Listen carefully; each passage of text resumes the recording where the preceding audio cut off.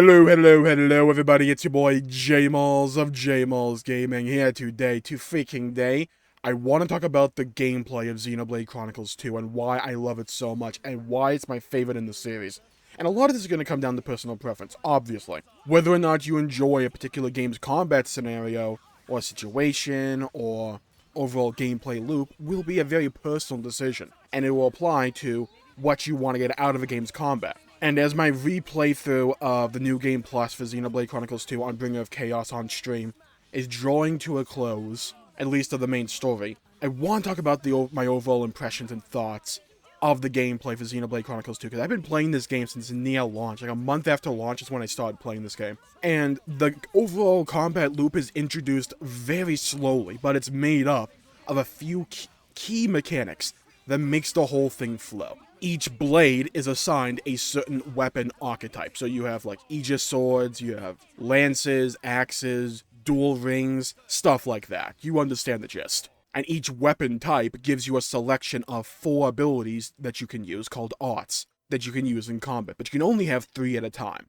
So you pick and choose depending on what you want to play with. Now, each weapon type gives you different arts depending on which character is using the weapon type. Some of them are pretty similar, but some of them are pretty different. For instance, spears have different arts on Rex than they do for Zeke. Alongside those different arts, the animation speeds are also fundamentally different, and that's arguably the more important thing here, if you want to get into the weeds of min-maxing your damage. Mainly because certain weapons on certain characters just attack faster. Like great axes on Zeke are so good because he attacks fast with axes compared to a lot of other characters who are very slow and clunky with them. On top of that, you have accessories and talents for both Driver and Blade that add another simple but meaningful level of customization and personalization to the overall gameplay flow. You can always mix things up very easily and quickly while also customizing what you got, or what you're strong against for each engagement. For instance, in the Mallows fights, if I'm playing on Bringer of Chaos and I really pay attention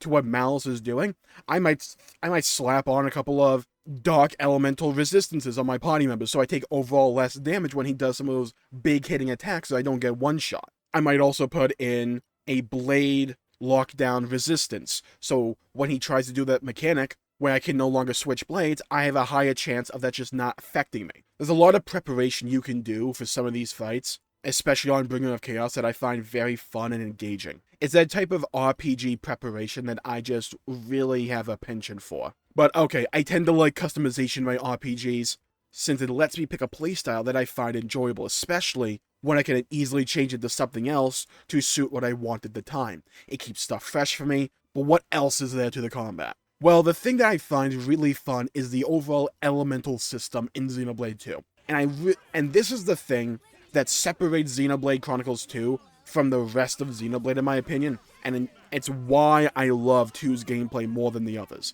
This is not that big of a gap, but the reason I put 2 as number 1 is because of the element system. See, Xenoblade enemies have a resistance to certain elements that's displayed on their health bar, but that Pokemon or Persona-esque rock, paper, scissors playstyle is not really what Xenoblade 2 is all about.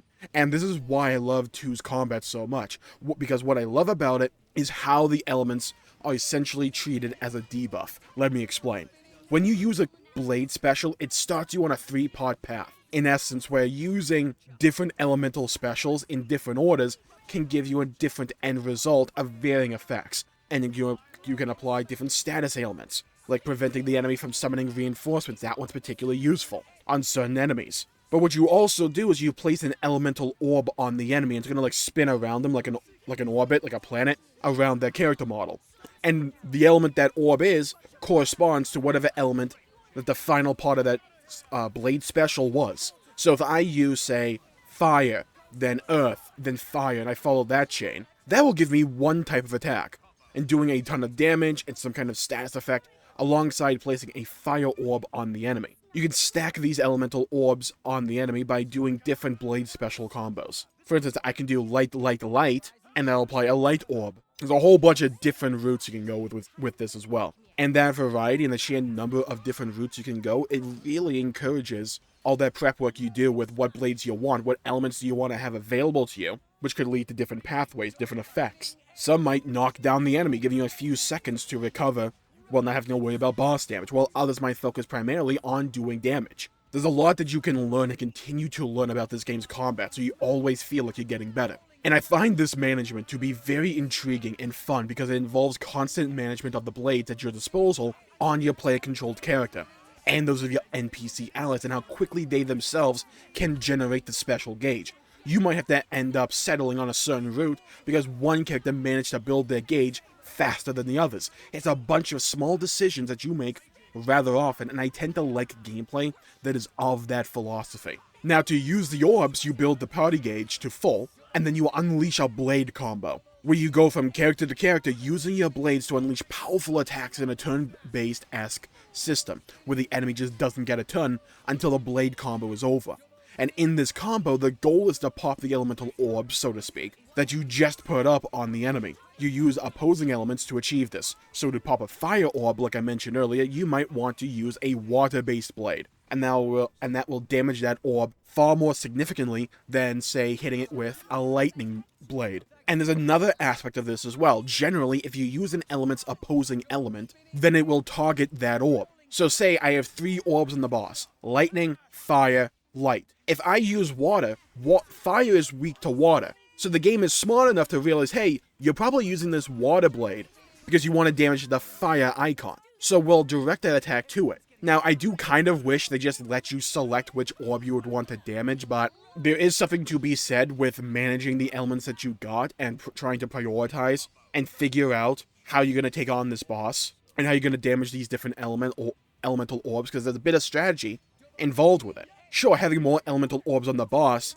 might lead to more damage in the long run, but if you're not coordinated enough to pop any of them, then you're not going to be able to take full advantage of what you had there. And there's a decent bit of strategy to that I find personally fun and enjoyable. And if you manage to pop an orb in one cycle of your party members, you get another cycle to do even better attacks. And if you pop enough orbs, I think it's like 5 or 6, then you get to do a full special where all your party members just unleash their pent-up aggression and deep-seated hatred for that enemy and absolutely go to town on it. You do so much damage here.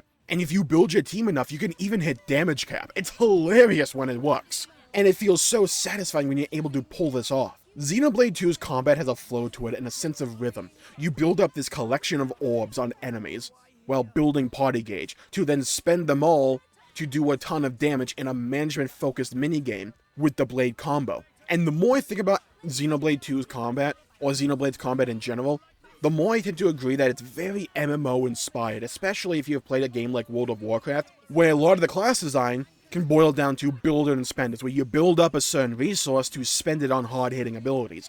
And that idea is kind of pervasive throughout Xenoblade 2's combat system, where you're building up these elemental orbs so that you can spend them in your blade combos. And it's simple enough to understand when you're playing the game, because you're just throwing these elemental orbs up on the enemy, and then you're just trying to pop them with opposing elements, right? But the way you put them up, the way you constantly think about what you want to do, you're constantly planning 15 seconds ahead, and you're trying to almost win this chess match against each enemy. And you might fall into situations against some of the super bosses where, hey, I'm nearing a blade special, but I have to go resurrect, say, Zeke, who just died.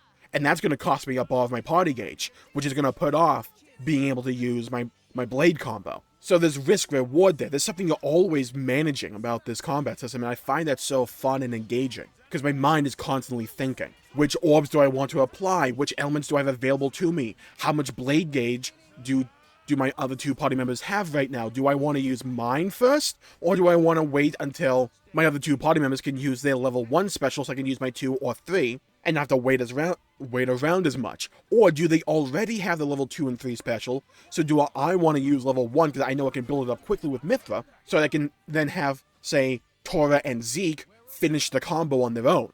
There's a lot of these little decisions you're always constantly making, and it's so fun and enjoyable, because I'm never just not thinking of something. And when you get to that blade special, that blade combo, and you can finally use it, you know that you essentially just called checkmate. Because you can turn the entire perspective of a battle on its head. Maybe you were dying constantly to, say, a super boss, and you're really struggling. But then you are able to apply all these different orbs like I did to Ophion here, and you get to that blade combo, and you can just absolutely go to town on it. But when you're in that blade special, it's not like you don't have to think anymore. You still have to plan out which orbs do I want to tackle, which ones do I think will have priority. There's a lot of management here, a lot of thinking on your toes, and I find that so fun and enjoyable. It's one of the reasons I love Xenoblade combat in general, but this elemental system in particular just epitomizes what I love about Xenoblade's gameplay. And on top of all of that, you have a driver combo for, like, the main party members, like, you know,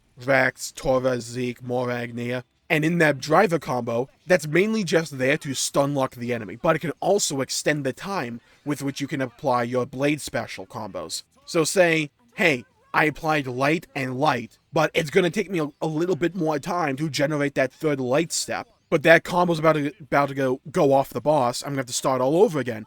I can hit him with a driver combo and extend the amount of time in which I have to generate that level 3 special. There's constantly ways that the game gives you almost like a parachute in essence that you can manage and say, hey, I have a way around this. This game is presenting me with a couple of issues here, a couple of problems that need to be solved, and here are the tools to do it. It feels very fun and rewarding. It's a supplementary system, but it works with the other cogs of Xenoblade 2's combat. Nothing feels disjointed or unnecessary. They all add something and work with each other. I love this style of combat that's focused on a bunch of small decisions that you are making all the time, on top of a decent swath of customizations. And I just find it fun building these characters. Now, sure, Tiger for Tora sucks, because it's this Atari-esque minigame you have to farm for hours to get decent stuff for Tora and the other Poppy Blades, because he doesn't use the standard customization stuff that the other characters use. But when you have them, Tora and Poppy are some of the most fun to build and use, in all honesty. Each character feels different to play, and in a combat style this rhythmic and focused on elemental reactions, that's hard to manage, but Xenoblade 2 manages to do that.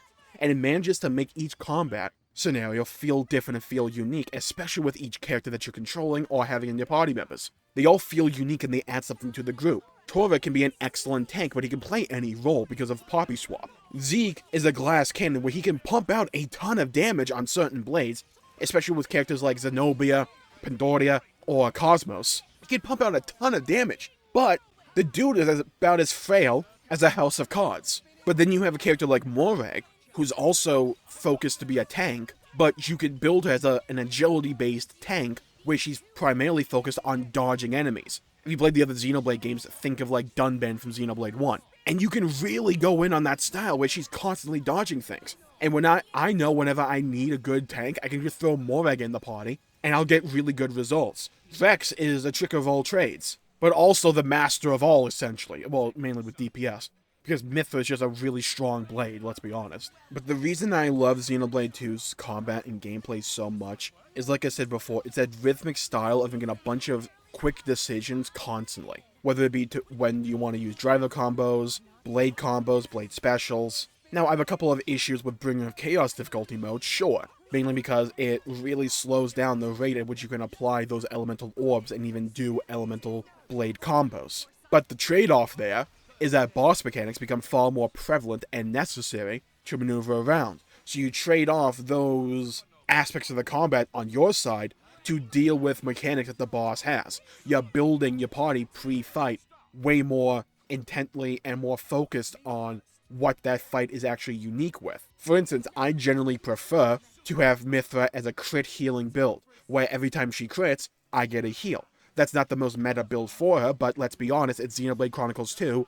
You can do max damage rather easily if you build every blade correctly. It's not that bad, and you don't need to really focus on meta all that much. But when I'm going against, like, say, the Malos and Jin fight, I'm still gonna build accordingly. Especially with fights against, like, Malos or something, where he does a ton of dark-based damage. You can apply or equip items and accessories that reduce the dark damage you take, which makes certain mechanics far more manageable, but you're trading off other resistances you can apply to his other abilities. For instance, he has an ability that can, like I said earlier, lock down your ability to swap blades. You can apply a resistance to that, but you're sacrificing damage in the process. Do you value that trade-off? It's stuff like that that I absolutely adore about Bringer of Chaos. And what I really like about the difficulty mode in Xenoblade 2, the more and more I play of it, and the more and more I think about it, is how the game feels fundamentally different when you're playing on normal or Bringer of Chaos. Because Bringer of Chaos, I tend to focus more on the prep for each fight, and what I'm doing in each fight in regards to the boss's mechanics, whereas in normal mode, I'm more focused on those elemental orbs and blade combos and stuff like that. And that difference gives you multiple different experiences. It freshens up the experience, and I find that very enjoyable. And all those reasons, that's why I love Xenoblade Chronicles 2 gameplay. I find it very fun and enjoyable, and every time I play the game, I find something new to appreciate about, and I never get bored of it. So I'm going to call the video there for the day. Thank you all for tuning in. My pleasure for making the video. If you enjoyed it, please leave a comment down below with your thoughts and your opinions on the gameplay of Xenoblade Chronicles 2. Let me know whether you agree with me or you disagree with me, whether you love Xenoblade 2 combat or you hate Xenoblade 2 combat, because your opinion matters, and I would love to hear your perspective on this. And while you're down there, please leave a like and subscribe. It really helps the channel out and helps support future content, and I greatly appreciate it. Stay safe out there, everybody. Have a great day, and I'll see you all next time. Bye-bye, everybody.